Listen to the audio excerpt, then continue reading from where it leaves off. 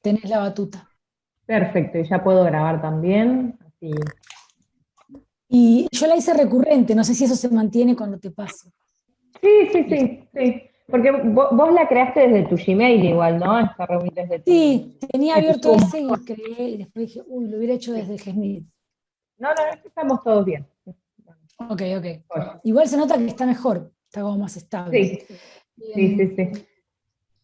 bueno, ¿cómo andan? ¿Qué tal? Acá veo varias personas.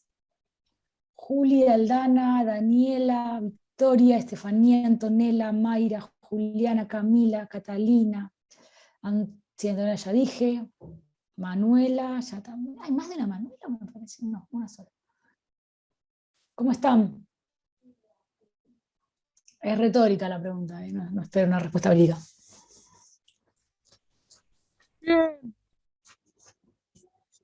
oh, estamos bien, vivos, los Sí, 33. tremendo. Algunas ya estuvieron recibiendo las respuestas de los trabajos prácticos. Vamos bien, igual tenemos tiempo para hacer las devoluciones, pero bueno, yo me logré sentar y terminar la tanda que me quedaba así como primera opción y ya la mandé. En general fueron muy buenos los parciales. O sea, en general fueron entre excelentes y muy buenos los que me tocaron a mí. No sé si ahí hay algún tipo de sesgo, lo veremos a medida que avancemos. Eh, pero bueno, vamos bien, estamos conformes porque es la idea siempre en general, ¿no? Que pueda haber un intercambio. En esa línea, y siendo que la última clase que parecía como medio de relleno, ¿no? Antes del parcial, algunas comentaron, no sé si entendí algo, pero me reí mucho tomando eso. Sí, la idea es continuar sin convertir esto en, digamos, en un jolgorio que no corresponde a la academia, eh, continuar con una actividad más bien de tipo práctica, de intercambio. Vieron que les mandamos la semana pasada que por favor miraran una serie de artículos entre bizarros y tenebrosos que había sobre distintos diagnósticos para hablar de la construcción social de la locura. No sé si alguien lo puedo leer, si alguna, ahora necesito que me contesten, digamos, si alguno puedo leer, mirar alguno, vamos viendo cuáles leyeron. Sí, profe, yo sí. No ¿Qué pude leíste, hacer Daniela? el parrafito como habían pedido, pero los pude leer. No, El de donante perfecto, es genial. riesgo de divorcio, que no entiendo. O sea, no lo entiendo. Está Me bien, no extrañó. importa, Y pero después estaba leyendo diagnósticos de moda. Y vi el video que habían puesto de Inocencia Interrumpida, que bien, también me llamó un poco la atención con algunas cosas. porque son jóvenes Angelina y Winona. Sí, pero Igual están aparte, iguales, es pero admirable. tremendo. Sí, después Eh, ahora les contamos un bueno, poquito. Yo quería más o menos tener un panorama y después arrancamos. ¿Alguien más pudo leer alguna cosa?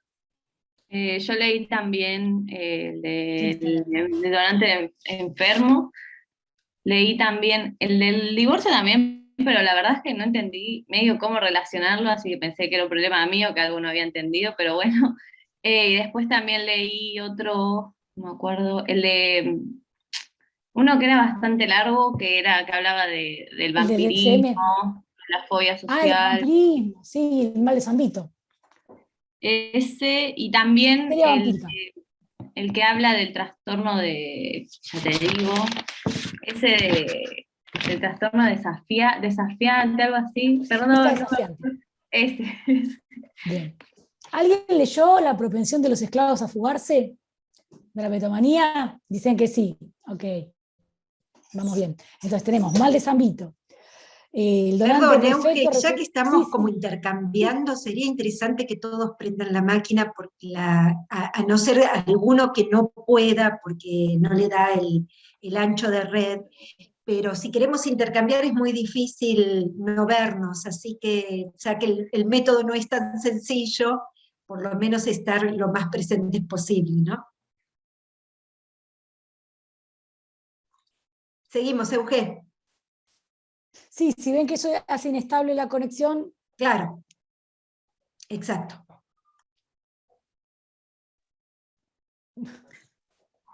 automáticamente dice su conexión es inestable. Sí, ok. Ok, Estefanía, leído.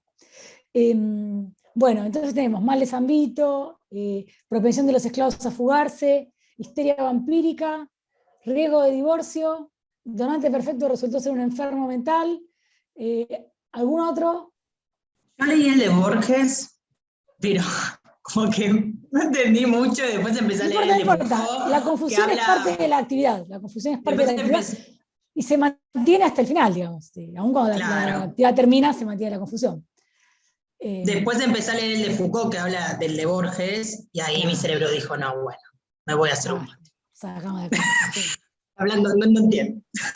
Ok. Pero leíste un poco. Leí un poco, igual también Este leí libro los nació otros de- tres. Además de Daniela, que vio el fragmento de Inocencia Interrumpida, ¿alguien más lo vio?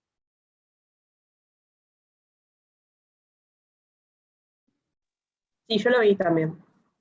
Antonella, bien. Yo lo vi como por arriba, Igual o era un sea, trailer, che. No era un trailer, eran 3 minutos. pero lo vi como por arriba. O sea, escuché una parte, pero no tanto. Estaba en español. Bien. Sí, yo vi la película también. ¿Quién vio la película? ¿Dónde está? ¿Catalina? Catalina, yo, sí. ¿Ya la habías visto o la viste ahora? No, la había visto ya. Ah, bien. Entonces, a ver, no tomen como, uy, qué cargosa, encima que hablo me pide, pero necesitamos intercambiar, entonces a los que me van diciendo, les voy a hacer una refe ahí para participar, ¿sí? Dale, sí. Entonces, vamos a hacer una pausa para conversar un poco acerca de la propuesta. Vamos a ver qué tal sale, puede salir mal, y bueno, será parte de los fracasos de este año, pero la idea es, ustedes tenían para este encuentro, el tema es construcción social de la locura, tienen una parte teórica que estaba volcada a partir de unas guías de lectura, que incluye un texto de Silvia Faraone, que acá está, obviamente, recomendar esa lectura, recomendar si les sirve para apuntalar y estructurar, organizar, orientar esa lectura, la guía de preguntas. Silvia a su vez hace referencia en su artículo a dos otros textos que están como parte de la clase, que son el de Rosenham y el de Benedict. Hay toda una parte que tiene que ver con orientar, apuntalar, guiar esas lecturas, y no necesariamente de manera lineal, pero sí para conversar acerca de un tema que está muy vinculado a la construcción social de la locura, está esta propuesta práctica, ¿sí? Vamos a ver cómo sale. La idea era poder, por un lado, acá sí le está pasando unos mensajes. Por un lado, poder reflexionar y Conectar a ver si compartir. tienen algún problemita, nada más. Sigamos con la clase. Me perdí el principio, pero ¿la escucharon bien a Silvi? No, que digo Porque a que mí se les me corta. escribí solo a las chicas que están con algún problemita en la conexión para ver qué les está Ok. pasando, para ver en qué las Perfecto, podemos perfecto. ayudar. Perfecto. Ah, que es una compu, sin PC, ok. No, sin PC sí, con PC pero sin cámara, ok. Bueno, les pido a las chicas que le contestaron a Silvia acá, que si pueden participar con el chat, que por suerte lo estoy viendo, a veces que me pasa que no veo dónde está el chat, las animamos, alentamos, como dicen, a que puedan hacer comentarios e incorporar cosas, ¿sí? A través del chat, así sumamos. Entonces, la propuesta. Por un lado tenían todas esas lecturas con los apuntalamientos, con las orientaciones, y un poco van marcando un panorama. Silvia, seguramente un poco lo hablaste cuando hablaste de la ley, y quizás lo vuelvas a conversar en alguna de tus otras clases, no, y si querés traerlo acá lo puedes decir. No es lo mismo decir o nombrar este tema como locura, como enfermedad, como trastorno, como padecimiento. Digo, parte de lo que es la apuesta de Silvia es poder marcar cómo esas palabras no son neutrales, sino que cada una de esas terminologías, de esos conceptos, remiten a paradigmas, a corrientes, a formas de concebir la problemática muy diferentes, ¿sí? Entonces, decir trastorno implica, digamos, participar de toda una cierta concepción, decir padecimiento que tiene que ver con otra, y así. Eso me parece que es un punto de los que marca Silvia en el artículo, que es relevante para tener en cuenta, ¿no? No se nombra de cualquier manera lo que parece lo mismo, digo, porque vamos a hablar de nomenclatura, vamos a hablar de clasificaciones, eso por un lado. Después están los artículos de Rosenhan y Benedict, que son muy interesantes, no son artículos nuevos en el sentido de recientes, pero sí sí, coincido, sí. Voy a sacar, sí, porque si no son demasiadas simultaneidades, me pierdo. Ahí está. Y por otro lado está, les decía, el artículo de Rosenhan y Benedict, que tienen también algunas cuestiones muy interesantes para pensar y reeditar un poco la cuestión de la normalidad, la cuestión de los criterios, ¿sí? Para quienes hayan podido mirarlos a los artículos, leerlos, revisarlos, tiene todo ese bagaje tan interesante para plantear, está en las guías también bastante pormenorizadamente tratado. Entonces tenemos todo ese caudal de bibliografía, de temáticas, de aportes, de aproximaciones, que un poco van a ir dando vueltas en la clase, no directamente, ya les digo, no es encontremos dónde esto va acá, sino hacen al bagaje. Y después está todo esto, ¿no? Todo lo que venimos a compartir, que son una serie de textos, de escritos, y una parte en video, pero todo un conjunto de materiales que tienen una procedencia muy diversa, ¿no? Algunos son artículos de Yahoo Noticias, otros son prólogos de un libro, otros es un cuento de un autor que no suena, es Borges, otros son algún capítulo del libro de un tipo, que si no saben, digo, Allen Francis es el que escribió el DSM-4, es el principal, digamos. Qué académicas que estamos hoy, Eugenia, un tipo.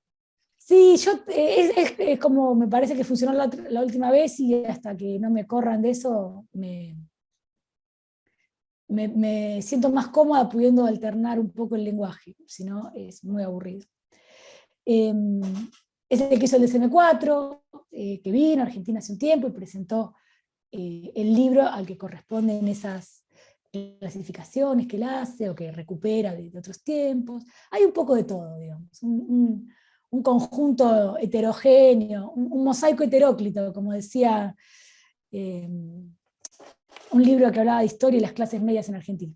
No importa, vamos. Entonces, frente a ese conjunto, ¿qué podemos hacer? ¿No? ¿Qué podemos pensar? Bueno, esa es la idea, hacer algunos intercambios, y uno de los ejes que les puedo proponer, que es, es simplemente un carácter propositivo, después vemos cómo va siguiendo, tiene que ver con algo que también lo volqué yo en el PowerPoint, en esta presentación puse todo junto, y para quienes lo pudieron mirar, tiene que ver con esta propuesta de hablar de los discursos ubuescos, ¿sí?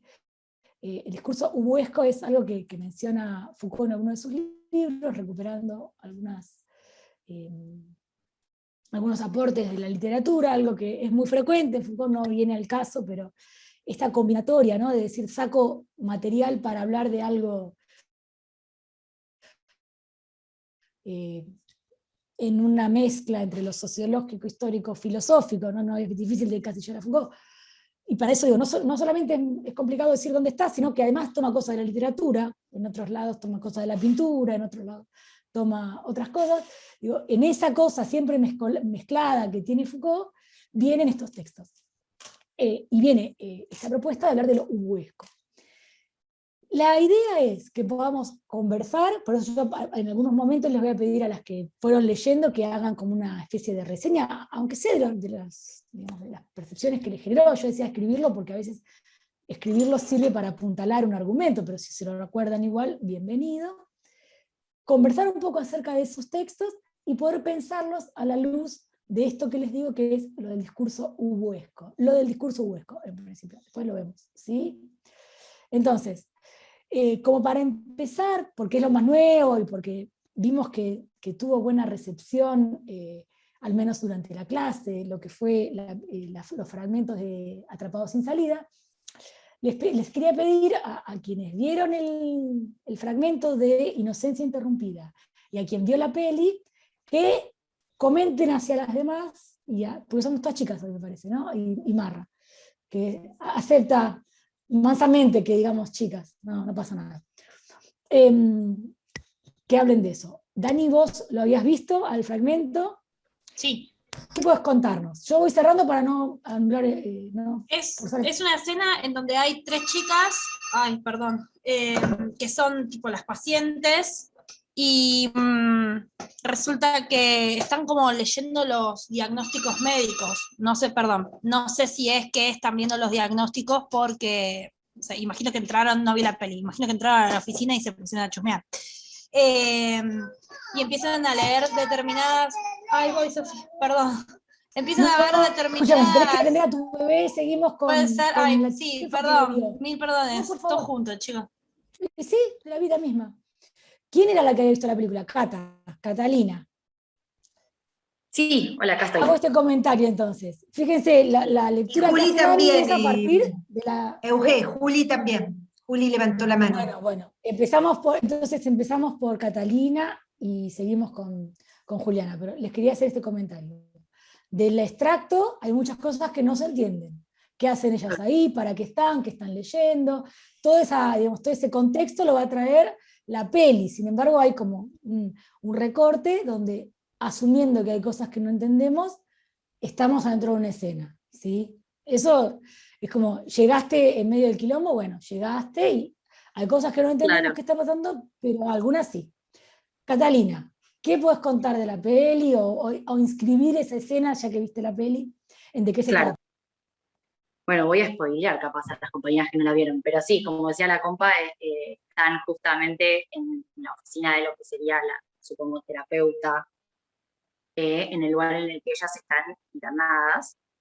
En la película se ve a la protagonista que en realidad es una internación involuntaria, podría decirse, porque creo que de todas las que están ahí es una internación involuntaria, porque justamente en diversas ocasiones tratan como de escaparse y la relación entre la gente del lugar y ellas es bastante tensa.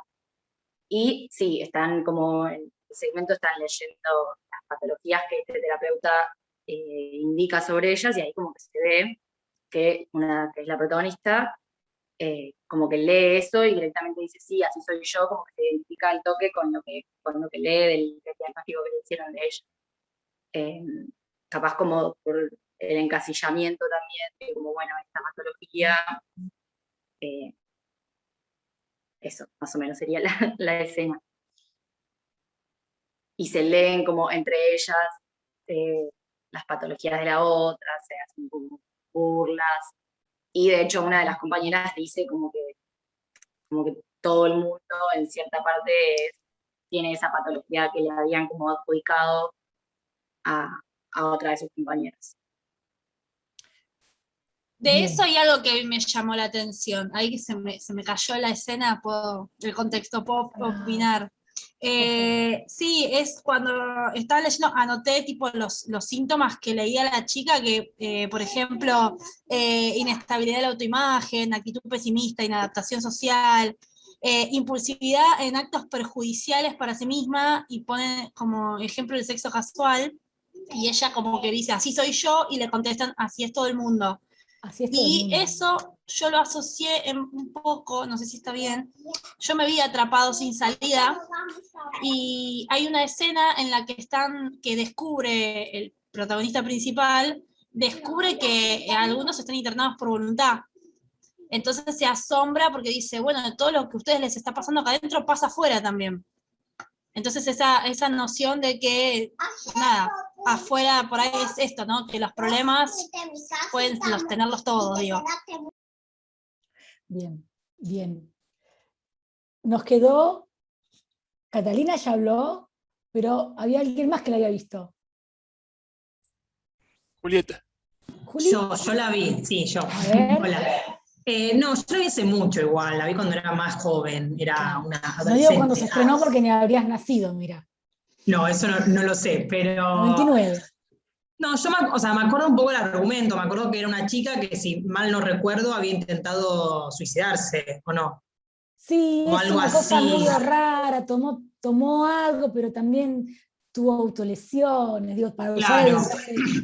Es una situación rara, que no se claro. termina de explicar. Me acuerdo que, bueno, como que se interna y Angelina Jolie vendría a ser esta paciente como que no se adapta, que es rebelde, que siempre está rompiendo las reglas, como toda esta imagen de rebeldía. Ella se intenta escapar varias veces, como Y a además era veces la bastante... veterana, porque hace mucho que está ahí, Claro, y era, yendo y viniendo, es como, conoce también era muy bien la medio... cuestión institucional.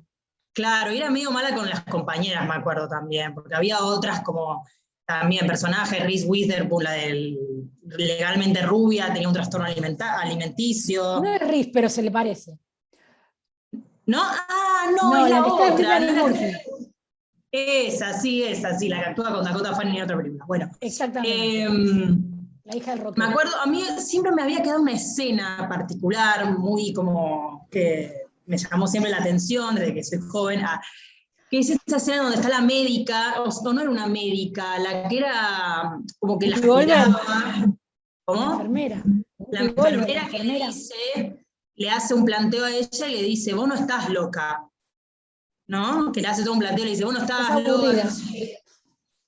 estás aburrida, eso. Siempre me llamó la atención no sé por qué. Sí.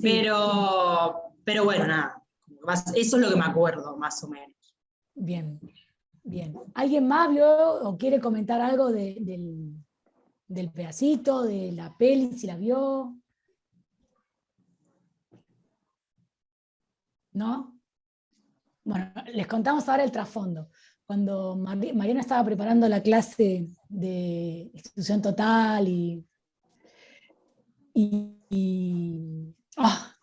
dispositivo, dispositivo disciplinario, habíamos pensado una serie de fragmentos y hay muchos de esta peli también. Porque incluso en su momento fue pensada como, o fue leído, fue promocionada como la nueva Atrapados sin salida. Tiene en común que las dos derivan de un libro. Acá dice que se está agregando el tiempo. Sepan que volvemos a entrar, ¿sí? Fue promocionada como esto que les decía, como una reactualización, pero en clave, digamos, pero con pollera, digamos. Piensen en esos términos, ¿no? Sale de un libro también, remite a una época histórica similar, porque si bien Atrapados sin salida se hace en los 70, el libro es de los 60. Esta película también tiene que ver con la época con los 60 en Estados Unidos. Y tiene una serie de cosas también. Es una película fuerte, a mi entender. Es bastante fuerte, sobre todo el personaje de Brittany Murphy es un personaje que tiene mucha, digamos, una carga muy, muy fulera. Angelina está descollante, porque es la típica, ¿no? Ponen el actor de reparto y rompe la película. O sea, se come a la protagonista.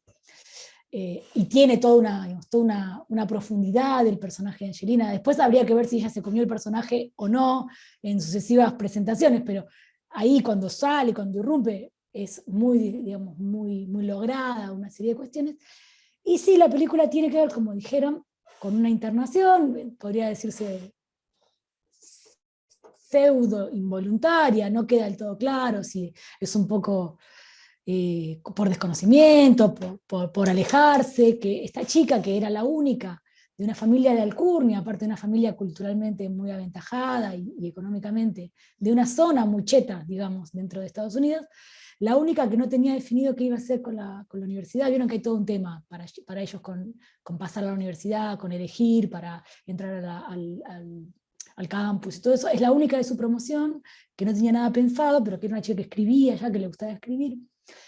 Hay veladamente, porque eso no aparece tanto en la película, sino en las escenas adicionales, hay una cuestión con un profesor que era amigo del padre, que también era profesor, hay como una affair con ese hombre casado que se destapa de la peor manera y ella hace, digamos, este episodio donde en la película no queda muy claro, pero en las escenas adicionales sí, que ella tiene una especie de alucinación respecto de su propio brazo y su propio, como que hay... No es lo que uno podría decir en la línea de José Ingenieros, no es una simulación histérica, donde es, me enojé, me tomo todo. Aparece de una manera un poco velada, que hay un momento de no reconocer su brazo, no reconocer su mano, una cosa así. Y en función de eso la llevan al más paquete de los neuropsiquiátricos de la zona, y siempre está esta cosa, ¿no? Es el más paquete, no es como, y esto lo trajo Juli, no es lo que le cuenta la enfermera, que eran otros donde ella trabajó. Eso es interesante también. Yo estuve en otros lados. Esto es un paseo, digo, y aún así es una película muy fuerte. Lo que tiene, digo, por las cosas que pasan, por la interacción entre ellas. La escena en particular que recortamos para que pudiéramos usar como disparador, es un momento en el que ellas, así como lo plantearon, entran a revisarse sus propias historias clínicas. ¿Sí? Empiezan a leer en primera persona un discurso que habla de ellas sin ellas, ¿sí? Porque ellas no están involucradas en la elaboración de esas historias clínicas, ellas son objetos de esa revisión. Entonces, lo que es muy nutrido, porque aparte tiene un cierto vértigo, es una escena corta, hay varias líneas distintas. Una, por ejemplo, tiene que ver con qué se considera trastorno mental, o digamos, problemas de conducta, o cuestiones de locura. De hecho, esto lo habíamos hablado con Mariano y con Milagros en alguna de las conversaciones. En un momento hay una chica gordita que asiente todo lo que dice el personaje de Angelina Jolie. Entonces, cuando Angelina Jolie se describe a sí misma, o lee la descripción de ella, dice, yo también soy así. Y ella le dice, no, vos sos lesbiana. Lo dice en gallego, que me explicó Mili, y yo tengo cero manera. Boyera. Boyera, vos sos boyera, ¿no? O sea, vos estás acá por disidente sexual y ni siquiera estaba al tanto, o ni siquiera lo podía expresar, digamos. Cómo van cayendo, ¿no? En este contexto, diferentes cuestiones. Una aburrida, para los ojos de alguien de sectores populares, que es la enfermera, aparte afroamericana, con todo lo que tiene de trasfondo racial en Estados Unidos, ¿no? Una chica paqueta pero aburrida. Lisa, que es el personaje de Angelina Jolie, que está como muy al borde todo el tiempo, pero a la vez tiene un manejo de la situación por ser veterana, ¿no? Veterana es una categoría que funciona mucho en estos lugares, por ser una veterana. Esta chica que era bailarina y tiene cuestiones de la alimentación, y toda esa interacción entre ellas, y cómo ellas, me parece que lo interesante de esta escena, entre otras cosas, es que ellas pueden leer con ojos de ajenidad algo que habla de ellas y reconfigurarlo. En términos generales, reapropiárselo, reconfigurarlo, positivizar, relativizar, inscribirlo en una cuestión del afuera, como decían recién, ¿no? Como hay un paralelo ahí con Atrapados sin salida, como diciendo, bueno, afuera también estas cosas circulan. También marca esta línea, ¿no? Tan delgada que el texto, ahora se me cruza en la cabeza, Rosenhan y Benedict, cuando dice, bueno, ¿qué criterios de internación? Cuando hace que todo su equipo, para quienes lo leyeron, y si no, chicas, ayúdenme, es como que escenifican ciertos criterios de psicosis o de brote psicótico, y efectivamente, ingresan, todos tienen criterios de internación. Entonces, ¿cómo hay una vuelta sobre eso? De decir, bueno, estos criterios son tan laxos que estamos acá, pero podríamos no estarlo. Otra con este mismo entramado de síntomas, quizás zafaba. ¿No? Esta cosa tan, digamos, tan poco seria, tan poco criteriosa de los criterios que hacen esa línea delgada. Por eso me parecía que es una buena manera de anclar lo que aparece en los textos de la parte teórica. Nos quedan 2 minutos, yo hablo hasta que se corte, pero un poco la idea del video era esa, por un lado. Y cómo aparece, ¿no? La promiscuidad. Y me pareció interesante como en la cuestión sexual, que es algo de lo que vamos a empezar a hablar en el eje 2, cuando veamos algunas clases, tanto la de Flavia sobre salud mental, género y derechos humanos, como la que vamos a hablar de psiquiatría y género, como la cuestión de la regulación de la sexualidad, o de la sexualidad como problemática, siempre aparece ahí sumando un poroto para una clasificación en salud mental cuando son mujeres, ¿no? La maternidad es otra, pero digamos, la sexualidad claramente es una cosa que persiste ahí. ¿Cómo no quiero ser grosera, ¿qué prácticas sexuales tiene para ver si está loca o no? Y como no hay un registro de la misma persona, o quizás hay un registro distinto porque pertenece a una generación donde la liberación sexual era parte de, digamos, del menú, ¿no? En los 60. Decía, pero para, esto es promiscuidad, yo no es que soy promiscua, salgo con tipo. Digo, decir promiscua ya es un nivel de moralización, patologización, como quieran llamarlo, para hablar así como tranquilas. Y para la chica a la que Angelina le dice, no, vos lo que pasa es que sos bollera, tampoco había de lo que se mencionaba como idea. Sí. No, que creo que te estaba cortando porque se está por cortar, que es algo que tiende a hacer el Zoom el último minuto. Salimos y volvemos a entrar así, no se corta. Bueno, otro a favor de que lean a Rosenhan. Aparte es una lectura muy amena. No amena por el contenido, digo. Tiene una forma muy interesante para poder, aparte ver cómo se organizó, ¿no? Todo eso, es muy interesante de lo que viene. Bueno, la película tiene eso, tiene una serie de otras cuestiones, pero nos parecía buena ese fragmento. Originalmente habíamos pensado otros, también para la clase de Mariano.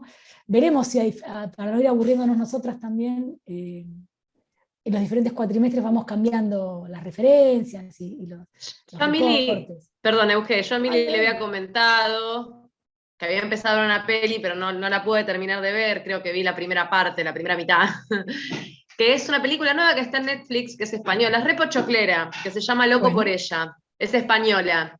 Es cómica, digamos, ¿no?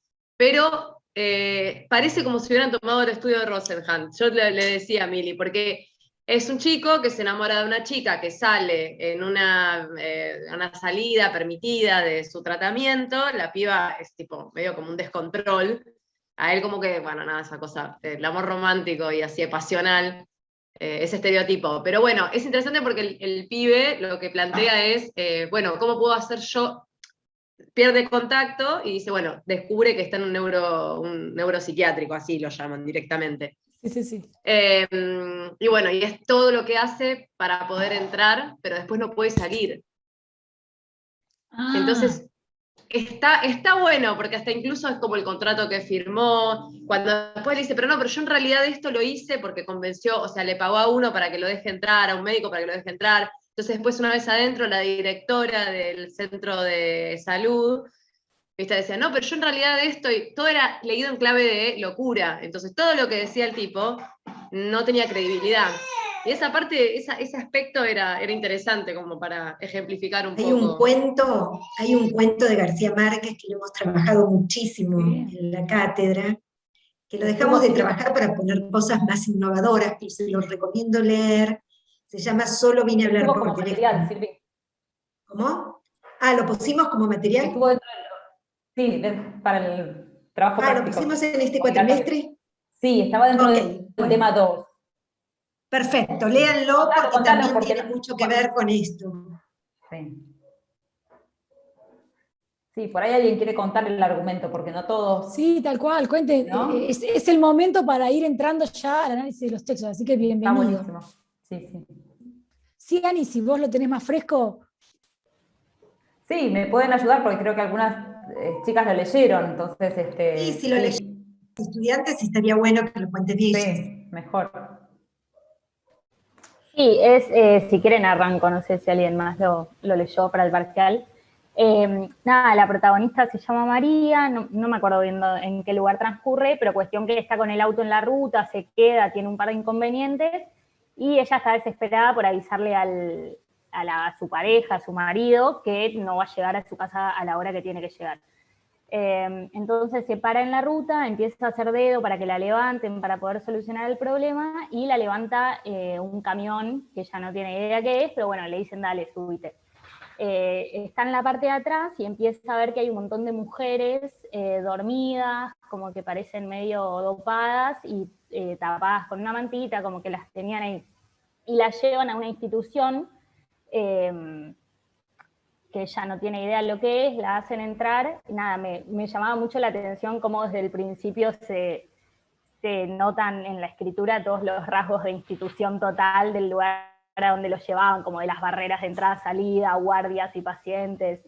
Y bueno, la llevan a ese lugar que parece ser una clínica, un hospital monovalente, no sé, y ella, el título del cuento viene a colación de que ella todo el tiempo dice: yo lo único que quiero es hablar por teléfono, llamar a mi marido y avisarle que no voy a llegar.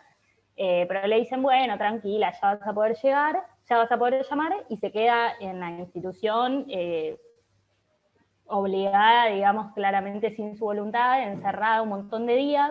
La empiezan a medicar, y bueno, y además tienen unas celadoras que laburan como con la fuerza física para que en cualquier momento que ella se quiera ir o quiera hacer algo, la reprimen. La convierten en un paciente real. Claro. Y bueno, nada, en un momento, al final de todo, empiezan a contar también la historia personal con el mago, no me acuerdo cómo le llamaban a su pareja, y bueno, una historia muy tóxica, digamos, de él encima de ella, con celos todo el tiempo persiguiéndola. Él la viene a ver a la institución, y también como que de golpe toda la situación para todos era: no, sí, está loca, dejémosla acá porque es lo mejor que no salga, porque puede ser peligrosa y qué sé yo. Y ella, digamos, el mago se va y le dice: bueno, te voy a venir a visitar de vez en cuando, y ella queda encerrada en la institución.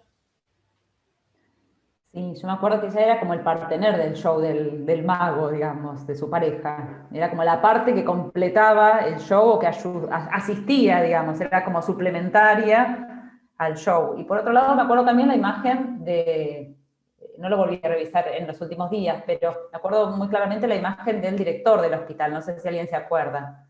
Y los diálogos con el director, ¿qué rol tenía? ¿Se acuerda alguna?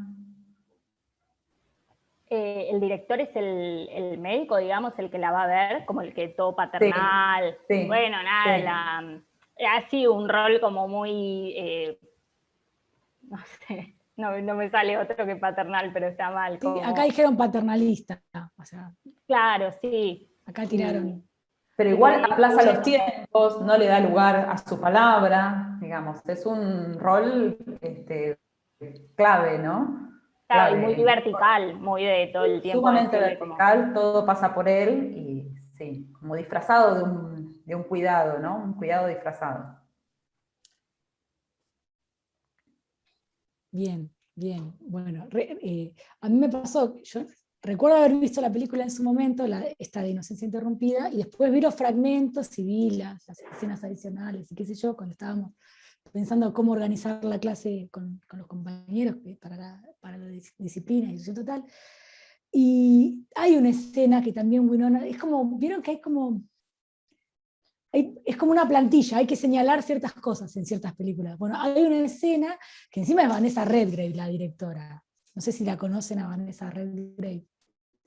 Nada, la quieren bajar, o sea, si pisa suelo israelí la matan, por defender al Estado palestino. Entre otras cosas, de Vanessa Redgrave, ¿no? Su padre era gay, y hay toda una referencia a cómo el padre era un actor muy conocido en Inglaterra, en el Reino Unido, pero así, salvajemente celebridad. Y hay toda una revisión de ella y de su mamá respecto de cómo tenía restringida la posibilidad. Piensen que en Inglaterra hasta el 68 era ilegal la homosexualidad, directamente, ¿sabes? Y hay toda una revisión de eso. Ella tiene, es como, lo digo es como la trosca de allá, y hace siempre líos. ¿Qué dice acá? Ingeniería García. El libro. El enlace al cuento. Joya. Y bueno, Vanessa Redgrave hace de la directora del hospital, y yo que venía con el chip pensando en Atrapados sin salida, decía: ay, qué mala, esta la va a hacer percha. Y no, es una charla mucho más amena, también porque en un punto los argumentos de Winona están muy trillados, del personaje de Winona. Son bastante trillados. Y de hecho, no es ninguna pinturita, como diría María Moreno, porque en el enfrentamiento que tiene con la enfermera, saca argumentos totalmente clasistas, racistas, para defenestrar a a la enfermera, y yo también dije, bueno, ahora viene, no sé, le revolé una batería encendida en el agua de la bañadera, la hace percha, y no, y ella lo que hace es retrucarle con eso de que no estás loca, estás aburrida, ese inconformismo que no tiene dónde caer, termina cayendo acá. Hay un diálogo que para quienes venimos viendo Atrapados sin salida, nos parece que en cualquier momento revienta todo y después no pasa eso. La película explota por otros costados que no nos veíamos venir, digamos, y por eso digo que es bastante fuerte igual. Y el tráiler de la película, que está bueno, no lo usamos, hace como una tipología de lo que era ser joven en los 60 en Estados Unidos. Y decía, no me acuerdo ahora exactamente, Marra, si vos te lo acordás más, te doy letra. Decía algo así como, los negros los negros y los latinos iban a Vietnam, los ricos iban a la universidad, te digo cualquier cosa, o no, los hippies iban a ¿cómo se llama? Woodstock. A Woodstock, y otros iban a Claymore. Claymore es el nombre del psiquiátrico. Pero como que para todos había un lugar. ¿Sí? Nada, yo pienso lo de los hippies y Woodstock, y no sé si vieron la última de Tarantino, Érase una vez en Hollywood. Fuerte, difícil, pero muy, muy fulera. Igual es la primera vez que lloro. Pero muy buena. Tarantino. Hay opiniones encontradas, hay quienes dicen que no es buena. Me encantó. A mí nunca me hizo llorar Tarantino. Yo en general me río de la desmesura, ¿no? Miembros amputados con sangre en chorro. A mí no me genera empatía, eso me distancio y me río. Y la primera vez que me hizo llorar el guacho, porque es como decir, poesía, ¿viste? Poesía, acá hay poesía. Pero bueno, digo porque el tema de los hippies después tiene todo un arco, ¿no? Volvamos un poco. Todo esto para hablar del video, ¿sí? De este pedacito. ¿Podemos conversar un poquito acerca de alguno de los otros textos para poder empezar a meter algún otro elemento más? Para este video sacamos sexualidad relacionada con locura, en mujeres es un elemento muy fuerte. La idea de que ciertos diagnósticos que aparecen como diagnósticos tienen como criterio, podríamos decir, como síntomas, estamos hablando muy tranqui, ¿sí? Como eje, cuestiones de la vida cotidiana, donde la línea entre lo patológico tan clara no queda, y lo que no es patológico no queda tan clara. Cuestiones culturales que hacen insoportable alguna práctica, ¿no? Como mi hija, que tiene destino de universitaria, se encama con mi amigo de mi edad. Es como insoportable eso. Y eso tiene más que ver también con todo un peso cultural que está ahí orbitando.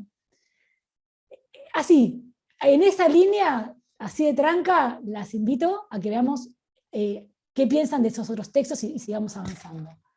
Varias me dijeron que leyeron el del donante perfecto. ¿Quién puede contar lo del donante perfecto, de qué se trata? Bueno, yo lo cuento. Bueno, el de donante perfecto, primero ya el título, o sea, lo leo por si no lo vieron, es horrible. Es importante reproducir literal, sí. Es donante perfecto de esperma, resultó ser un enfermo mental, que básicamente lo que dice es que había un señor que era este donante perfecto porque tenía, no sé, un máster en no sé qué, una super carrera, hablaba un montón de idiomas, leía un montón. Entonces como que era uno de los más elegidos. Perdón, chicas, yo sé que están exponiendo, tocaba la batería. Yo compro. Era famoso. No, era bajista, ¿no? No, tocaba la batería. Mili, ¿vos qué te acordás? ¿No tocaba la batería?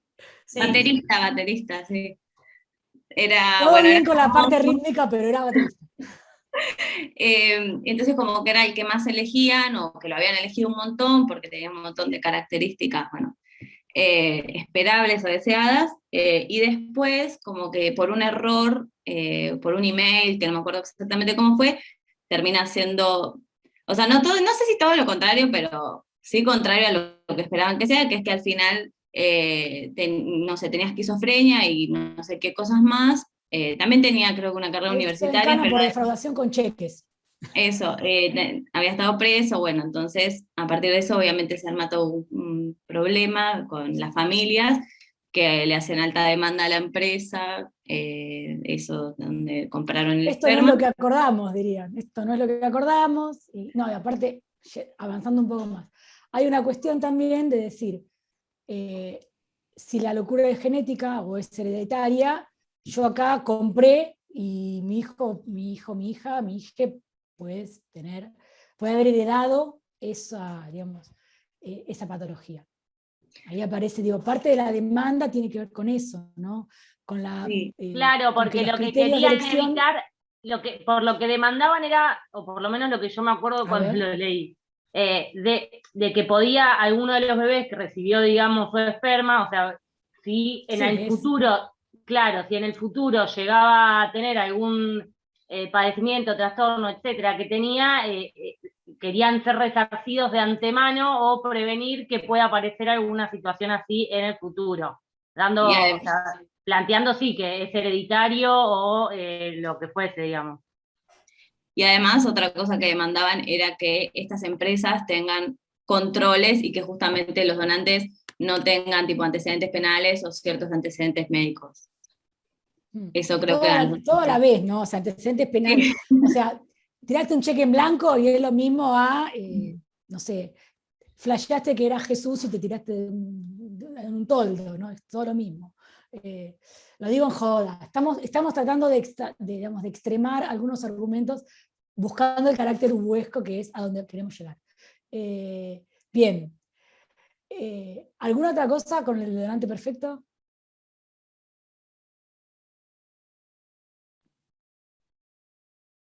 Bien. Alguien dijo que había leído el de los 10 factores que aumentan el riesgo de divorcio. ¿Puedo agregar algo de para lo mí del es como, donante? como el Aleph. Sí, dale, por favor. No, que a mí me llamó la atención que se planteaba tanto el padecimiento o la enfermedad mental como algo transmisible genéticamente, así como el coeficiente intelectual y la cantidad de libros que leía por mes. O sea, era como todo muy lineal, ¿no? O sea, eso Yo para decía, mí hay un fue perfil como... así, ¿no te hace? ¿Se acuerdan Capusotto? Mirá, mamá, todos niños de distintas razas jugando juntos. ¿No te da un poco de miedo? Bueno, esto es un poco así, un chabón que es tan hiper todo, ¿no te da un poco no te hace ruido? Pero bueno, en ciertas coordenadas hacen a un perfil apetecible, digamos, o piola. En otras coordenadas es como decir, se derrumbó todo y todo eso vuelve a ser reconsiderado como parte de la manipulación, de la desmesura, ya como que todo tiene otro cariz, ¿no? Está todo contaminado. Pero en principio, ¿no era un poco loco todo esto? Lo digo en joven. También un poco pienso como una cuestión más de producto, de mercancía, porque también la demanda no es hacia él, sino a la empresa, porque supuestamente la empresa garantiza o está dentro del 1% de la población que está en materia de salud y bienestar, como garantizando estos términos, como también esta cuestión por ahí del marketing o de la mercantilización también se pone en juego en esta cuestión más cultural también. Sí, totalmente. Hay una afinidad discursiva, digamos. Sí. Para mí también, tipo, en cómo está escrita la nota y, o sea, así de nefasto, todo como lo dice, y también obviamente lo que generó en realidad el darse cuenta de quién era este donante, como que también tiene que ver con el tema puntual del que trata, que es la reproducción tipo de la especie y de lo que la sociedad quiere reproducir, que es cierto estereotipo y cierta normalidad, y excluir lo otro también. Perdón, voy a saludar a Silvia que tiene otra actividad. Chao Silvi, gracias por estar. Que les quería decir, no quería interrumpir, que está muy lindo el diálogo y lo que más me interesa es la producción colectiva sobre esto, ¿no? El que son todas las, ¿no? Pero estudiantes puedan producir esto, puedan discutir en relación a algunos de los textos. Tampoco uno pide que lean todos, ni que reproduzcan en todos. Hoy pedía que los que pudieran enciendan la cámara justamente porque se pensó hoy como un día para discutir, para poder producir colectivamente, para no ser una clase más desde lo teórico y discursivo desde nosotros como docentes, sino para esta producción colectiva que la verdad que está siendo muy buena y muy rica. Les dejo un abrazo a todas y a Marra. Ahí va. Así que bueno, nos vemos el jueves que viene seguramente, ¿sí? No, jueves no, miércoles, ya estoy con la cabeza un poco quemada después de todas las clases de hoy. Sí, bueno, normal. un abrazo, chicas. Bueno, y Marra. Sí, ¿se acuerdan cuando, no me acuerdo si ya lo dijimos o lo soñé o lo dije, en el encuentro de medicalización, que hablábamos de esto de la salud como un mercado también? Le cabe esa lógica, hablamos de los fármacos como productos mercantilizados, y si no, se lo digo ahora. Entonces, hay toda una faceta que, como les digo, solapa muy bien, es muy afín. Eso no explica la totalidad de lo que es los procesos que tienen que ver con la fertilización asistida. No es todo así. El tema es cómo aparecen estas conjunciones que además tienen una circulación mediática, porque bien lo dijeron, creo que fuiste vos, Victoria, la manera en que está redactado. Hay un montón de cosas que se dan por sentadas, ¿no? Y uno dice, pero pará, seguís adelante y esta parte no te significa nada, no tiene nada para comentar. Está todo muy marcado. Y en esa línea, por eso digo, me parece buenísimo que hayan surgido estos dos, en esa misma línea de una lectura banal, porque es como pochoclera también, pero que está bueno parar un poco, es la de los 10 factores de propensión al divorcio. Ese para mí es como la meca, tiene un montón de cosas. ¿Quién lo leyó? Juli, ¿te animás? ¿O alguna que no habló? ¿O las que hablaron si quieren seguir? Eso no hay problema. Bueno, cuente, si quieren. Son, básicamente el texto ese habla de 10 factores que está basado en estadísticas, supuestas estadísticas, que por ejemplo una es que, esta me mató, que supuestamente las personas que en su adolescencia no sonreían en las fotos eran más propensos a divorciarse en el futuro. Otra que era que si tenías 2 hijas, mujeres, y después entre paréntesis dice también pasa con los hijos varones, no sé por qué pusieron como título lo de las hijas mujeres y los hijos varones lo dejaron aparte. Ahora te tiro mi teoría, pero dale. Después, sí, debe haber un montón de significaciones bastante machistas de que las mujeres se pelean, son conflictivas. La Jauru y las dos brujitas, es como claro. Ya está, cuanto más. O esta idea también de... A mí, relacionado con esto de las hijas, ¿no? Yo tengo también una hermana y un hermano mellizo, que es mío. Mi hermano mellizo. Es y mío. Siempre a él le decían, es mío. Siempre a él le decían como, ay, ¿cómo hiciste? Ay, ¿cómo habrás hecho? Ay, te volvieron loco. Y era como, ¿por qué? Pero bueno. Y después otros factores, como que si se casaban entre jóvenes o después de los 32, como... Así, todas estadísticas, ¿no? Basadas en... Se casó embarazada. Si quedabas embarazada... O sea, si se casó y el hijo nació antes de los 9 meses. O sea, si se casó embarazada. Claro, también como que eran 10 factores que supuestamente incidían en que la gente se divorcie. Aumentaba el riesgo de divorcio. El riesgo de encima, ya como pensando el divorcio como... Sí, ¿se acuerdan en el encuentro de medicalización que yo les había dicho? O Hardy con esto del riesgo. Esta idea de plantear situaciones en estado antes que se desaten. Por eso los factores de riesgo lo que hacen es construir, valga la redundancia, igual yo no estoy muy elocuente, estoy un poco cansada. Construir algunas variables, construir algunos factores, ponerlos a jugar. Esa construcción es una reducción, digamos, del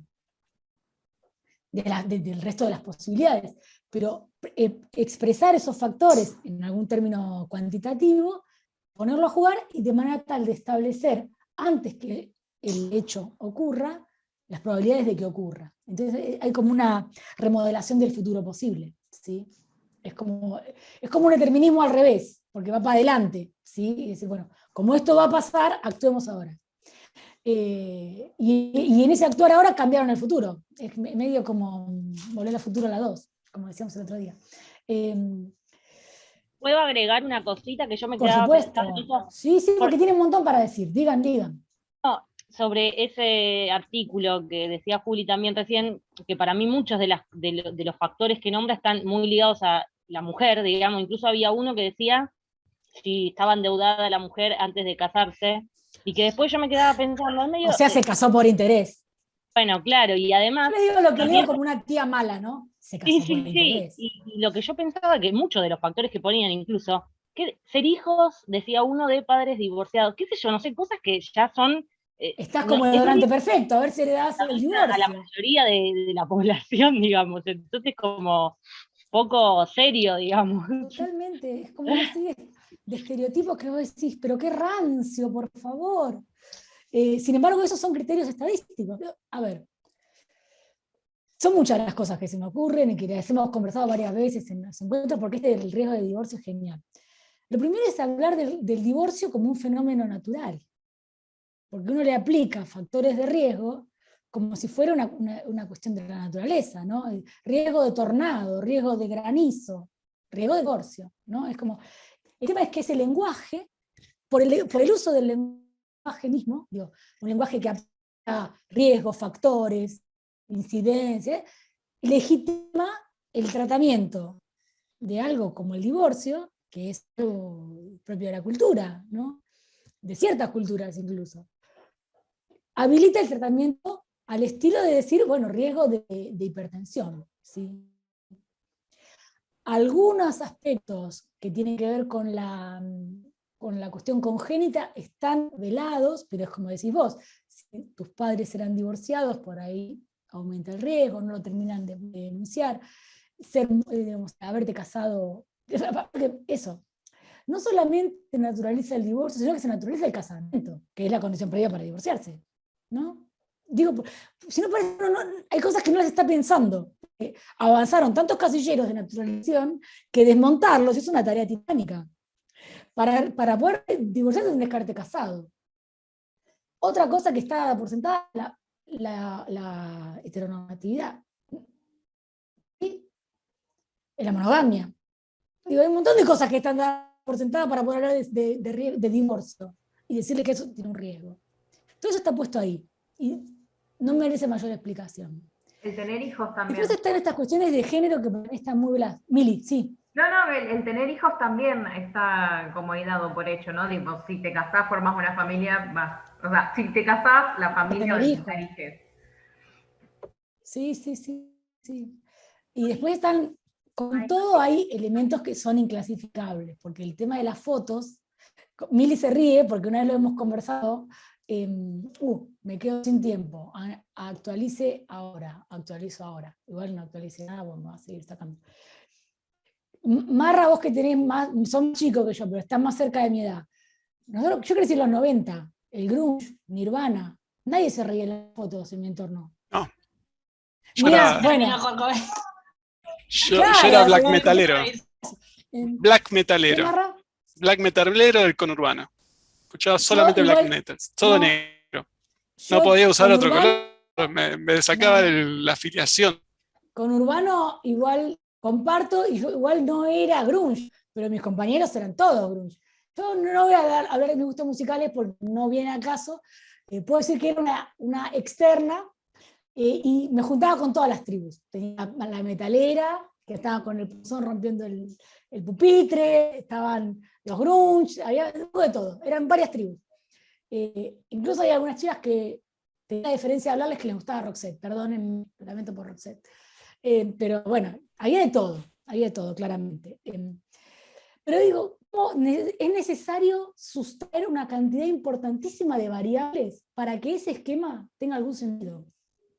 Sí, porque ¿en qué contexto? ¿En qué ciudad? ¿En qué época no se reían las fotos? No es como decir, aparte, primero tenían fotos para sacarse, ¿no? Y después, en esas fotos que tenían para sacarse, no se reían. Y es como infinito, es como si uno tuviera que abrir un montón de rizos a los costados, es infinito todo lo que no está diciendo este artículo, está dando por sentado. A mí lo que me parece interesante del artículo, si lo recuerdo bien, es que acto seguido, yo cuando lo imprimí, o cuando lo pasé a impresiones de ese Yahoo Noticias, la siguiente nota era 10 tips para la mejor boda. dale que es tarde. Quedamos con esto porque, bueno, por ahí desbarrancaste, divorciaste, pero igual tenés los tips para la mejor boda de España, creo que es una cosa así. A mí, digo, podemos igual avanzar en algún otro más, pero vemos acá el de Río de Divorcio porque es una cantera. A mí es una cantera. Si quiere igual decir algo más, lo decimos antes de pasar, pero no sé qué les pareció. No, muy extraño. Que también, o sea, una bajada de línea tras otra que decía, bueno, uno de los riesgos es si el salario de la mujer es más alto que el del hombre. O sea, todos los impuestos juntos. Claro. Sí, sí. No sé cómo está velada, está con una pared de neutralidad, porque no está diciendo, y lo más que hace ella en ganar más, o al revés, y lo pollerudo que es él que se va a ganar menos. No dice nada de eso. Pero está velado, pero está latente, está ahí, ¿no? Esa normalidad está tan normalizado que no necesita dicho, ¿no? ¿Y alguna se acuerda de algún otro? Pues yo me los olvido, la verdad me los olvido, por suerte, ¿no? El primero dice que la mujer duda de casarse a un poco antes de la boda, es riesgo de divorcio, pero si el hombre duda, no, por ejemplo. Porque claro, el temperamento del hombre es huir, solo me engancharon, sí. Yo lo resulté. Y es una nota del 2015. Sí, tremendo. No es algo viejo, tan viejo, o sea, es 2015. Es rancio, pero no es así. Sí. ¿Sos vos, Nico? Hola. Con este artículo ¿Querés saludar a las chicas? Con el que dice, los chicos también pueden tener riesgo de padecer colesterol, VIH, depresión. Digo, sí. Tenés una infecto contagiosa, una que VIH era, colesterol y depresión. Una de salud mental, una infecto contagiosa y colesterol que supone que es algo que se adquiere a veces como parte de un largo proceso, ¿no? ¿Querés saludar? Saludá y listo, no hay problema. ¿Tenés frío? Bueno, no, acá tengo estufa, perdón. Sí, esa me parece interesante, porque a todo eso la respuesta era un test. Y era un test que en su perfección, en su amplitud, metés un test y sacás depresión, HIV, a la vez. No sé, no me figuro un test que pueda dar cuenta de esas cuestiones simultáneamente, ¿no? Como composición, como práctica. Yo igual estoy extremando, chicas, sepan, esto es un personaje, por favor. Pero el tema es cómo eso circula a la vez que a la siguiente nota es 10 claves para una boda, ¿no? Las mejores 12 fincas para tu boda. Ahí está, claro. 41 compromisos previos a la boda que debes asumir con tu pareja. Las 2 mejores fincas para tu boda. 13 curiosidades más extrañas de convivir con un hombre. No. Tráigame una galletita de agua que me corte una... bueno, ya está. Salimos de acá, vamos a otro texto. ¿Alguien leyó el de la propensión de los esclavos a fugarse? ¿Drapetomanía? Les doy denme un minuto así, hablen ustedes.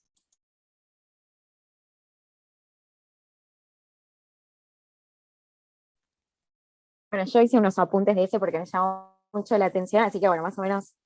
Vamos. Samuel Cartwright, creo que se llamaba, científico, inventó 2 enfermedades.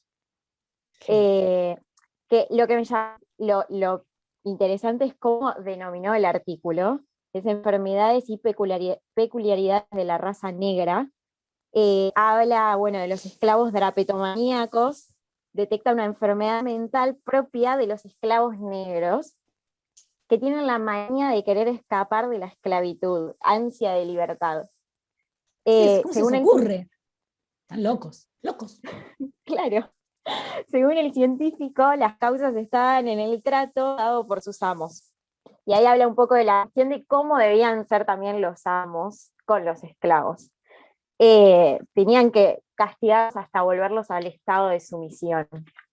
Después otra de las enfermedades... Saca la locura rencazo, digamos. Exacto.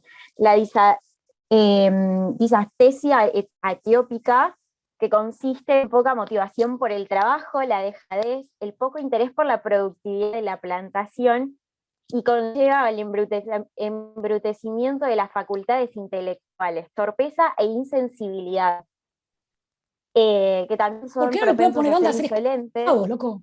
¿Por qué?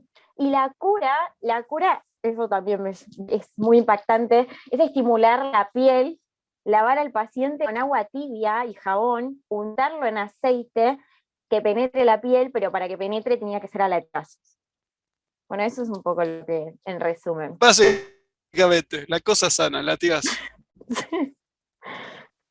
Tal cual. Es increíble, esa es la palabra. Pero nuevamente, hay un lenguaje, hay digamos, uno podría decir una estructura discursiva que está cumplida. ¿Sí? Está cumplida. Vos decís, descubrió una enfermedad, hoy diríamos trastorno, para seguir con esas líneas. Describió, explicó causas, devenir, ofreció terapéutica, cumplió todos los pasos, ¿sí?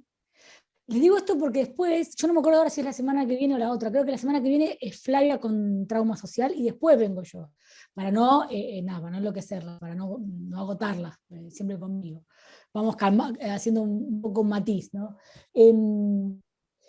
Pero ¿cómo después esto va a volver cuando las mujeres feministas sean categorizadas como locas? ¿Sí? Las mujeres feministas locas.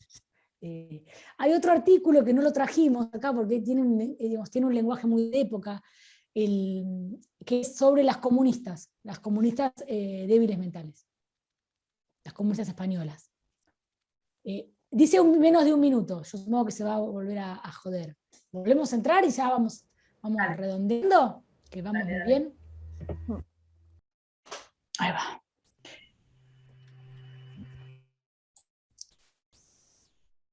Ahora yo sí lo que quería, en un momento, esperen que lo encuentre ahora porque me perdí en el devenir de los años de la materia, 2021, cátedra 2021, práctico, construcción social de la locura, presentación, ahí está. No, porque ahora voy a compartir la parte de lo ubuesco.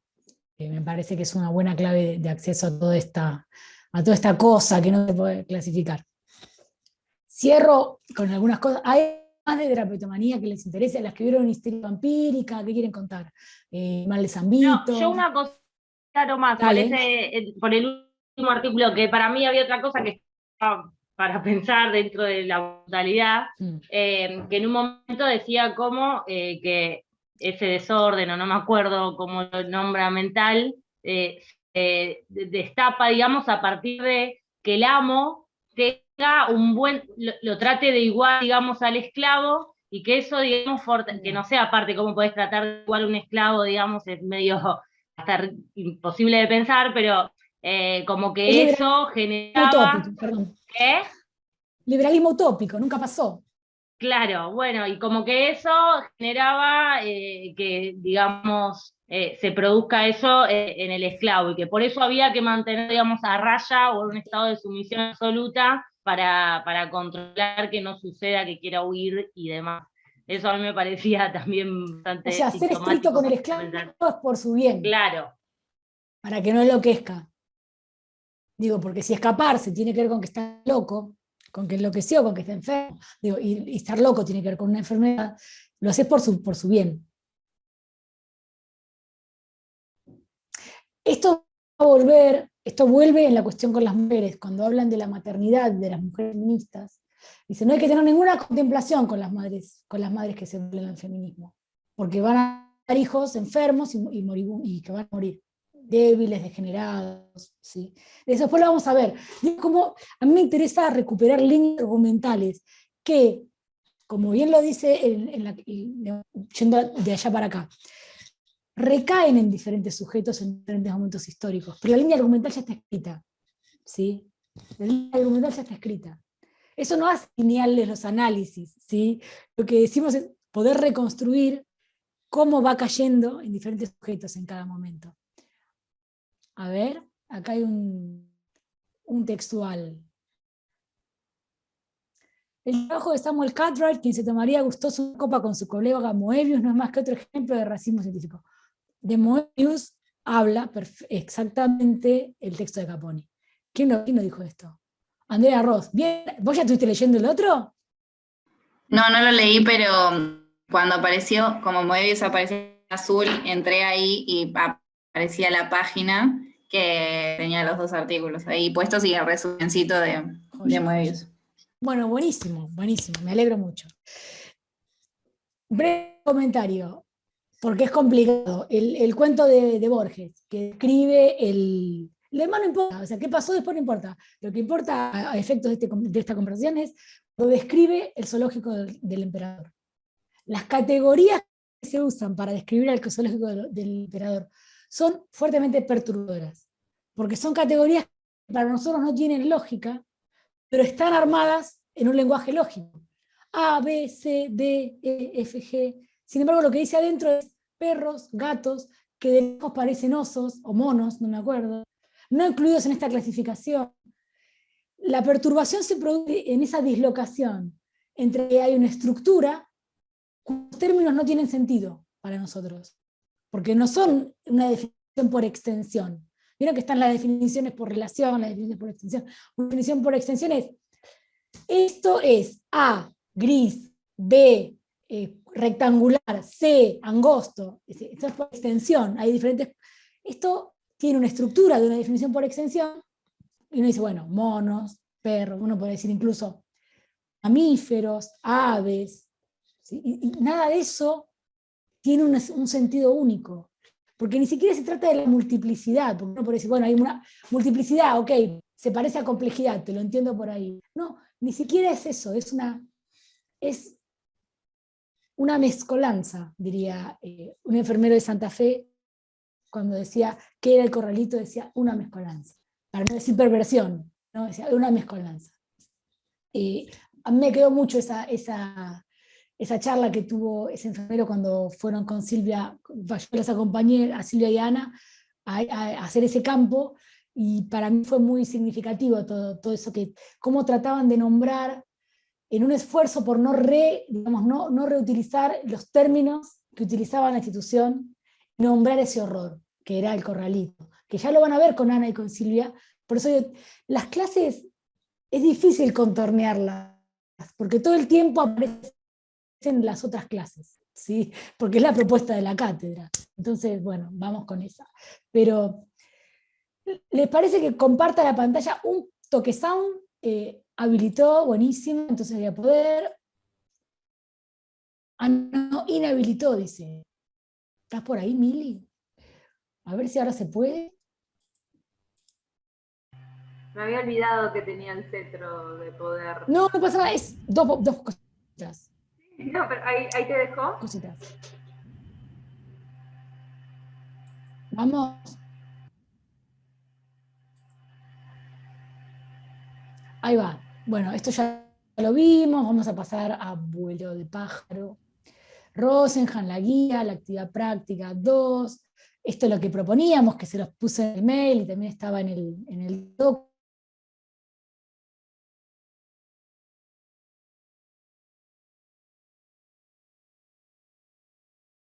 Diferentes ejemplos que tienen, qué características entonces tienen estos ejemplos que vienen a aumentar esas situaciones, también históricas y actuales. Concepciones diagnósticas que tienen la lógica de la prevención en salud mental, por ejemplo, el riesgo, y que se aplican a situaciones de la vida cotidiana. Factores de riesgo, específicamente, estados asintomáticos en clasificaciones psiquiátricas. Clasificaciones diagnósticas fallidas, no hablamos de esto, pero hay uno de los textos que es largo y está medio mal impreso, porque la hoja, digamos, la página no bajaba bien, que habla de todos aquellos diagnósticos que quedan afuera del DSM-5. Por ejemplo, riesgo de psicosis, por ejemplo, creo que hay uno que se llama mild cognitive impairment, pero creo que ese después entró. Es como confusión leve, no, disfunción cognitiva menor, que es no es que tenés Alzheimer, pero no te acordás nombres propios, no podés terminar las oraciones largas, digamos, la vida. Somos todos, dijo Lisa, todos estamos que no podemos articular frases largas, un poco eso. Y lo caricaturesco de las clasificaciones. Estos son también ejes muy generales, pero eran un poco una clave de acceso a los textos que les habíamos propuesto, y al video. Los ejes ya los dijimos, la consigna ya la dijimos. Yo les quiero traer ahora, muy brevemente, es esta cuestión de lo ubuesco, ¿sí? Alcira Daró, que es una profesora también de la facultad, en lo que son los cuadernos del grupo de estudio de cárceles y derechos humanos, recupera y amplía un poquito más una referencia que Foucault en uno de sus libros, que es Los Anormales. Marra, vos ayúdame que no tengo más cuerda. Sí. Donde habla de una obra de teatro que se estrena en París en 1896. Y dice que es teatro del absurdo, que fue muy vanguardista en su momento. Sitúa un poco a quién es el autor. Mi hermano, que es así que viene de literatura, siempre me cuenta de Alfred Jarry, dice que es flashero total, le encanta a él. Eso es un comentario, ¿no? Pero para decir de Alfred Jarry. Y habla de este personaje, ¿no? Vieron que en algunas literaturas, en algunos teatros, hay lo que es el arquetipo, donde el personaje está encarnando características que lo exceden como personaje, y ya después se utiliza para decir es maradoniano, ¿no? Es como es arquetipo de tal cosa, y así y así. ¿Qué es este rey Ubú, que de pronto se convirtió en alguien que, para mencionarlo, ubuesco? ¿Qué es lo ubuesco?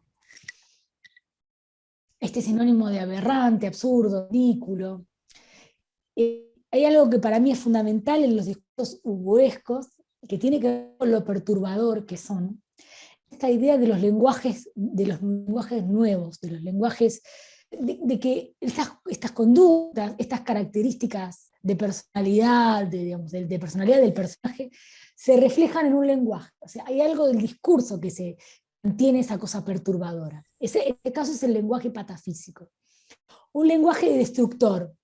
Tiene que ver con soluciones imaginarias a problemas reales, ¿no? Entonces, este adjetivo ubuesco se incorpora unos años después, bastantes años después, de la publicación o del estreno de la obra, y hoy por hoy se habla de ubuesco para designar aquello que tiene un carácter cruel y cómico, cínico, cobarde, ¿sí? Que utiliza neologismos, esas características que cualquier representación de la vida real no va a ser pura coincidencia, porque precisamente de lo que se está es de poder encontrarle la relación. Estableció finalmente un rasgo en adjetivo, se convirtió en un adjetivo. ¿Qué dice Foucault de estos discursos ubuescos? Y las invito a que me digan si les pasó a ustedes también. Una manera de detectar los discursos ubuescos es que son discursos que dan risa. Algunas se rió leyendo estos textos, algunos de estos textos, algún pasaje de estos textos, le generaron, vieron que el mismo Foucault, para quienes leyeron el prólogo, dice, este texto nació de un cuento de Borges, de la risa que sacude, y bueno, porque al principio te da risa, te sacude porque te desestructura de lo que pensás. Dice, esos pensamientos que tienen nuestra edad y nuestra geografía, o sea, que están ubicados en nuestro tiempo, en nuestro espacio.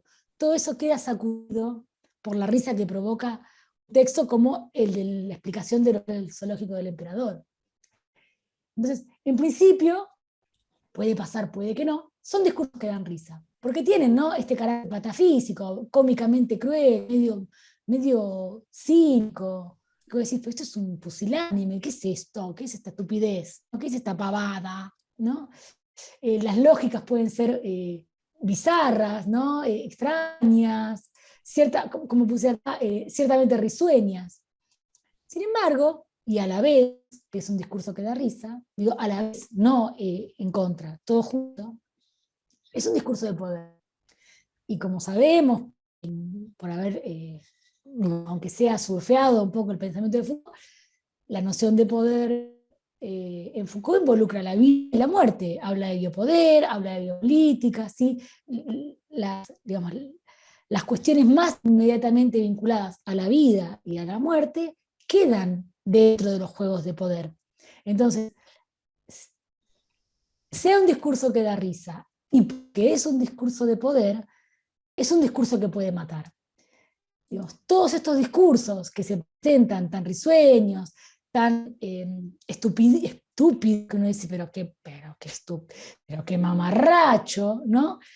Ojo, riamos, nunca hay que perder esa posibilidad. Para mí es importante también, sobre todo cuando, y yo lo planteé de manera casi caricaturesca en la clase de medicalización. Trabajamos temas densos, trabajamos temas comprometidos, no desde una falta de respeto, pero permitámonos reír por momentos, porque es muy denso todo esto. Es muy denso, necesitamos la distancia y paradójicamente, y la propiedad que habilita la risa. No dejemos de irnos de estos discursos. Retengamos que son discursos de poder, y si está involucrada la vida y la muerte, son discursos que pueden matar. En Drapetomanía está marcado, en todo lo que hablaba de Rosenhan, y en el cuento que también planteó, digo para que no quede circunscrito a lo que hablamos hoy, hay una cosa ahí pendiente de decir, sos boleta, entraste, sos boleta. Simbólica, realmente, y lo digo sin ninguna intención de hablar en términos psicoanalíticos. Para cualquier paranoico que tenga razón, son puntos de mucha conmoción. Es decir, entré en este y no salgo más. No hay cómo salir. Nuevamente, boleta. Me parece que materiales, como los pongo acá, podemos pensar, espérenme que mi propia, ahí está, la emergente no me deja leer, podemos pensar en estos materiales como discursos grotescos, bizarros, cada uno tiene sus características específicas, ¿no? Cada una de estas denominaciones, delirantes, lisérgicos, se habla mucho la palabra lisérgico, ¿no? Como algo alucinatorio de todo esto, pero para nada anomalías del poder. Esto vamos a volver cuando hablemos en el texto de Caponi. Son discursos formalmente científicos, para lo que eran los estándares del momento, en el caso de la drapetomanía, para el riesgo de divorcio, aunque todo el entramado nos parezca ciertamente delirante, son discursos que cumplen las formalidades de un lenguaje de ciertas características, ¿sí? No son anomalías. Poder y saber están relacionados, entonces estos discursos expresan saberes que están relacionados con el poder. Esto va a volver en el caso, insisto, del texto de Caponi. Me alegra, porque el texto de Caponi es mucho más reciente de lo que eran estas clases. Me encanta cuando se van haciendo como Rusty, vieron que van enganchando, pa. Y está bueno también que el texto de Caponi enfoque en enero, porque decíamos, hay discursos que ya están escritos. Hoy le caen a los negros, mañana le caen a los pobres, ayer le cayeron a las mujeres, mañana le vuelven a caer a los putos. Y lo digo con toda la vulgaridad del lenguaje, ¿sí? Porque así es como se curan también para poder recaer. No usamos este semestre un video que usábamos en otros cuando hablábamos de Crisol Judo y de lo que es la locura en Argentina, o lo que fue la psiquiatría en Argentina, que es un video de Santoro y María Moreno. Les cuento muy brevemente. Es un recorrido de algunos cuadros que están en el Museo de Bellas Artes y que son, digamos, cuadros fundantes de la patria, ¿sí? Del sentido de lo patriótico. Hay algunos cuadros, no importa, diferentes cuadros que hablan de momentos fundantes de la historia argentina. Y nada, María Moreno, no sé si lo conocen, y yo no sé si lo conocen. Me abstengo porque estamos siendo grados, Marra, del comentario, de la adjetivación que te es tan propia. Ya es tuya, no es mía. Ya no es para mí, es para el pueblo de ella lo que es decir, la patria se forma con lo que la nación expulsa de sí. Homosexuales, mujeres, pobres, niños, podríamos decir. Y dice, la patria cuadro no es ninguna pinturita. No importa, es un lenguaje muy de ella que es tremendamente yo le admiro la elocuencia, ¿no? Pues yo la fui perdiendo, no sé si es que alguna la tuve. Cada vez las cosas que digo están más babosas, más bien, me cuesta ser elocuente. Arma esa frase, y bueno, en esos expulsados de la nación, uno puede encontrar algunas vinculaciones con esos discursos psiquiátricos. Históricamente y en la actualidad. No quiero forzar una linealidad ni hacerme, mira que clara que la tengo. No, lo estoy mencionando nada más, ¿sí? Entonces, bueno, eso es... después están los objetivos del práctico como para que ustedes supieran de qué la iba, pero simplemente era plantearles esto, mencionarles esto. ¿Puedo hacer un comentario? Obviously. No, sobre los discursos ubescos. Vieron que yo hago cuestiones relacionadas con lo penal, etc. Y en lo pericial, como está lleno, o sea, es el lugar de preferencias. En los anormales, Foucault lee pericias de hace, no sé, cientos de años y una de semanas previas a donde dan las clases. Y las categorías que utiliza son muy similares en lo extraño, lo gracioso. Vos decís, bueno, lo lee y pide comparar, que digan a sus alumnos cuál es la de hace 100 años, cuál era la reciente, y la verdad como que no había diferencias. Bueno, y ahora a 2020, miré la fecha, pues, y le da por un año. También tienen muchas particularidades de similitudes en lo penal y en los procesos civiles también. Y eso tiene consecuencias, o sea, para la vida de los sujetos a los cuales se llevan a cabo estos procesos. En lo penal implica estar detenido, preso o algún tipo de encierro, y en lo civil la restricción de la capacidad jurídica, que es la capacidad de poder hacer actos jurídicos como casarse, firmar contratos, sacar platas, claro. Votar. Entonces, como no es algo alejado a la cotidianidad de lo que sucede ahora. Y una última cosa que está bueno, estoy leyendo un pedacito, que decía que los discursos ubescos lo que tenía de particularidad es como posiblemente causar esas sensaciones de risa o que llamen la atención y esconder estas cuestiones de poder, que me parece que siempre hay que tenerlas medias presentes. Por ejemplo, cuando nosotros leíamos lo del artículo que contaba la compañera sobre los latigazos a los negros, a los esclavos, se nos causaba gracia, pero posiblemente alguien le dio bola y los mató de latigazo. Entonces eso es un ejemplo como para tener. Sí, cuando yo decía el chiste que a mí Tarantino me da risa en esas escenas, es también una cosa más de defensa, ¿no? Es decir, o lo ficcionalizo claramente y me alejo de esas escenas. Me acuerdo ahora de Django sin cadenas, hablando de... Es como el subtítulo, esto es las pelis de Tarantino. El subtítulo de esto es eso, Django sin cadenas, hay cada escena que estaba con mi esposo o sea, con mi esposo, porque yo sí me casé, ¿vieron? No, estaba con mi compañero, y ese, ay, ¿cómo puedes ver? No, ay, pobre, yo decía, sí, me pasaron Los Odiosos 8 también, todas las pelis de Tarantino tienen eso, pero son estrategias que uno hace, ¿no? Cuando decididamente se desmesura en la estetización también, porque hay que estetizarlo a eso tan horroroso, son maneras de distanciarse sin perder el hilo. A mí en general lo que más me perturba de las películas de Tarantino son los diálogos, no las escenas de violencia explícita. Me acuerdo de Los Odiosos 8 cuando arranca la película, que sube Samuel Jackson y está... este chabón, que es el que hace de Papá Noel, que mi hijo ve la película de Papá Noel todo el año de Papá Noel, el marido de Goldie Hawn. Tírenme letra, estoy con Malcolm y Perman. Nick Nolte. No es Nick Nolte. Es, el que hacía pelis de Disney desde chiquito, es un producto de Disney, tiene como 80 años y sigue haciendo pelis, ahora hace de Navidad.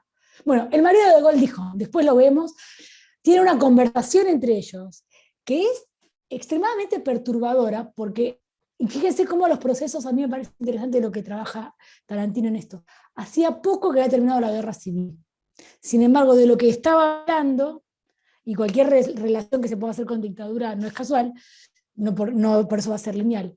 Esto terminó hace 20 años, y acá no se desmontó nada, acá no se desmontó nada, porque vos veías en ese diálogo cómo estaba totalmente activo el racismo. No se terminó porque terminó la guerra.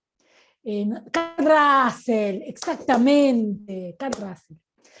Yo antes tenía toda una zona del disco rígido que funcionaba por hacer relaciones con actores, actrices, linajes, ¿no? Es hija de la película de tal. Se me fue, está en ruinas, todo eso está en ruinas. Gracias por avisarme de lo de Carta.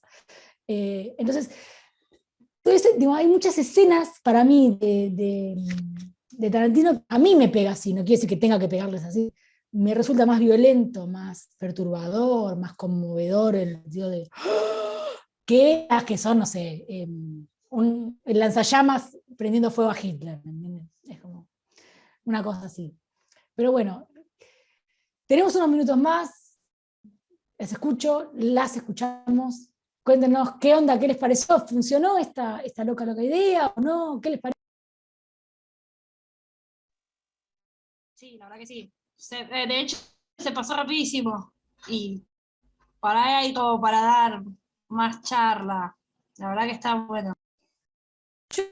Quiero hacer 2 comentarios finales, pero eso quiero dejar que ustedes saben que voy a hacer 2 comentarios finales para evitar cualquier confusión. Vamos.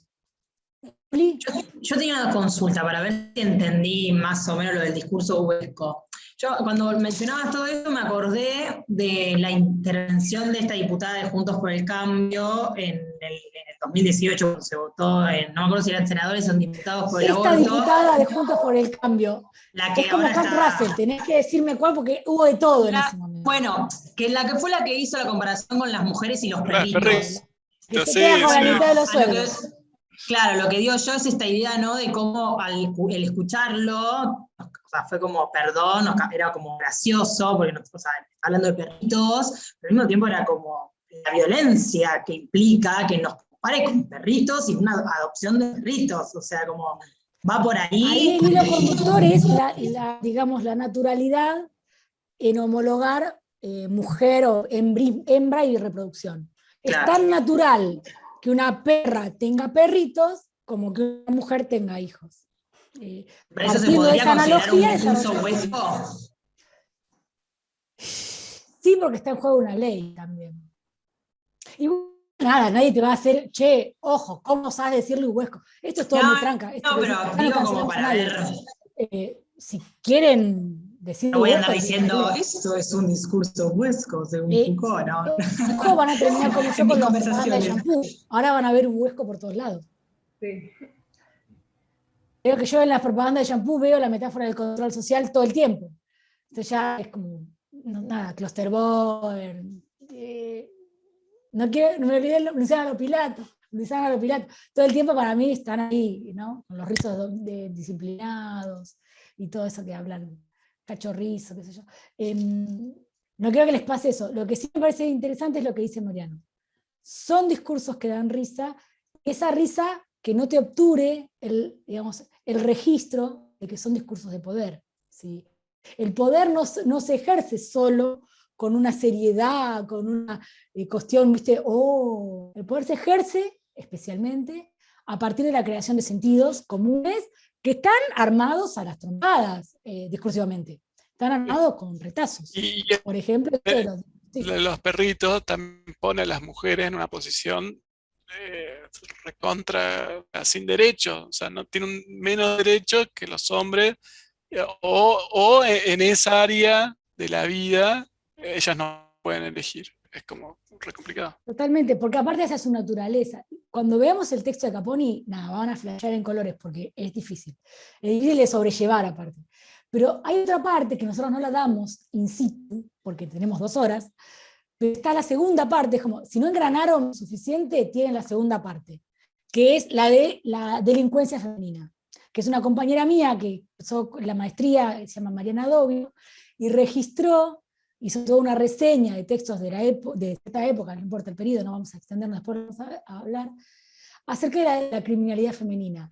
E incluso decía, la mujer ni siquiera le da para premeditar los asesinatos. Entonces sus asesinatos son siempre pasionales, porque no tiene capacidad anticipatoria.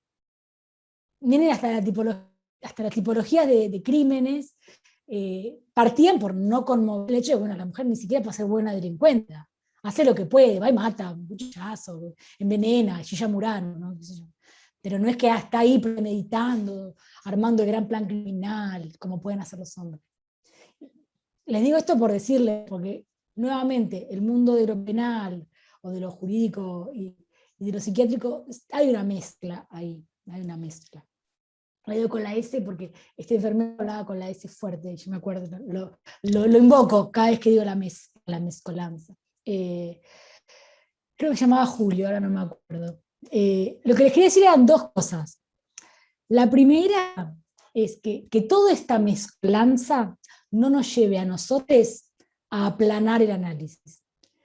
No es lo mismo, como no es lo mismo padecimiento, trastorno, enfermedad, tampoco es lo mismo clasificar, etiquetar, patologizar, nomenclar, nombrar, no es lo mismo. Diagnosticar, si no parece que cada acto diagnóstico es un etiquetamiento. No es lo mismo, digamos, es como recurso de oro que estoy diciendo, no es lo mismo, ¿sí? Mantengamos los matices de cada uno de esos conceptos, porque si no nosotros aplanamos el análisis. ¿Sí? Y entonces cada vez que alguien diagnostica, ¿cómo le vas a decir que tiene gripe? Patologizante, no, mira, tiene gripe. ¿No? Sino también caemos en esa, ¿no? En que porque todo es un bardo, redoblar el quilombo, vamos, está todo lo mismo.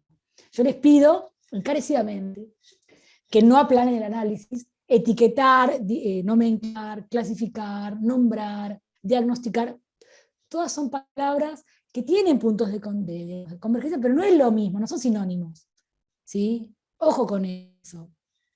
Y lo segundo, que esta vuelta, yo pensé que Silvia en su rato que iba a estar lo podía llegar a decir, pero por ahí no lo digo, no importa, se los digo yo. Ojo con una posición constructivista radical que diga que la locura no existe, ¿sí? Porque plantear que, una cosa es que las construcciones diagnósticas sean una baratura, un mamarracho, diría, pero ¿qué es este mamarracho? ¿Sí? O que sean un cachivache, como dice el lenguaje carcelero.